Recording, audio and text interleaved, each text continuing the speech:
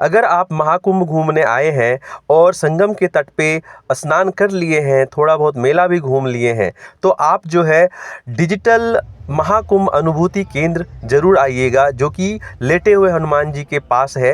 50 रुपये का टिकट और थोड़ा बहुत लाइन लगने के बाद हम अंदर जा सकते हैं।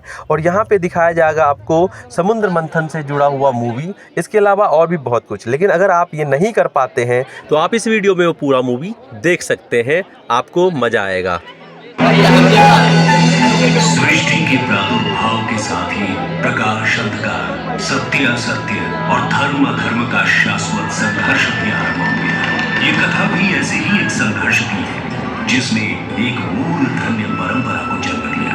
एक दिवस पृथ्वी पर विचरण करते समय महर्षि दुर्वासा को एक दिव्य पुष्प माला प्राप्त हुई। सुवासित माला को देव योग्य जान वे उसी स्वर्गाधिपति इंद्र के पास ले गए। हे सुरपति, ये दुर्लभ माला मैं आपको भेंट करता हूँ, इसे मेरा आशीर्वाद समझकर सहेज कर रखें।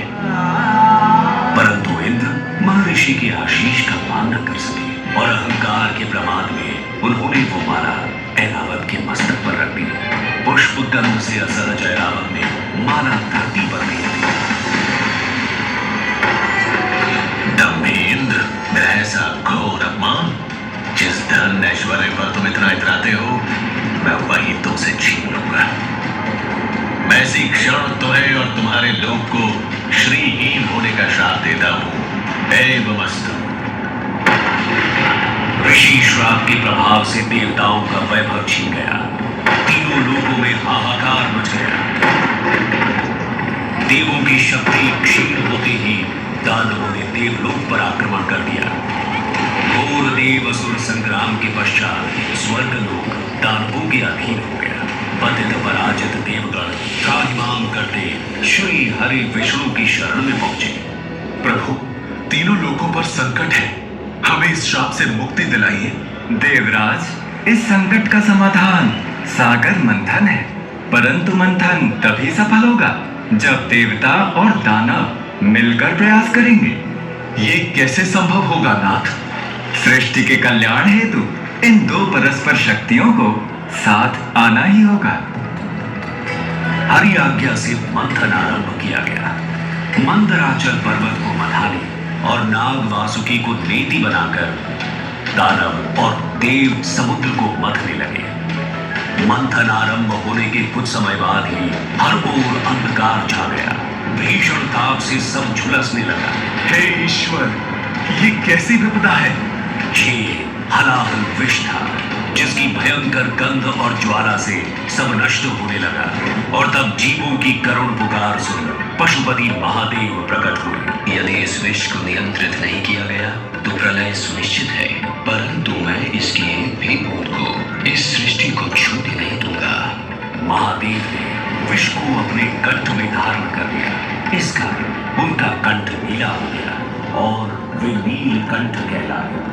महादेव की कृपा से हलाहल विष की ज्वाला शांत हो गई और तीनों लोगों में संतुलन स्थापित हुआ। मंथन पुनः आरंभ हुआ और एक के बाद एक अमूल्य निधियां प्राप्त होने लगी। अंततः अमृत घट लिए धनवंतरी प्रकट हुए। अधीर हो इंद्र ने धनवंतरी से कुंभ छीन लिया, परंतु दानव ये कैसे होने देते? देवों और दानवों में अमृत पाने के लिए छीना झपटी शुरू हो गई। इस कलह का अंत करने के लिए श्री हरि को मोहनी रूप ले अवतरित होना पड़ा और उन्होंने बड़ी चतुराई से सारा अमृत देवताओं को पिला उन्हें अमर कर दिया। समर्थ हो देवों ने स्वर्ग पर धर्म का राज पुनः स्थापित किया। परंतु इस सारे प्रकरण में एक विशेष बात और हुई। छीना झपटी में अमृत की चार बूंदे स्वर्गलोक, पाताललोक और पृथ्वी पर आ गई। पृथ्वी पर ये बूंदे प्रयाग, हरिद्वार, उज्जैन और नासिक में गिरी। अमृत से पवित्र हुई धरा तीर्थ बन गई। यही कारण है कि इन स्थानों पर हर 12 वर्षों में कुंभ मेले का आयोजन होता है।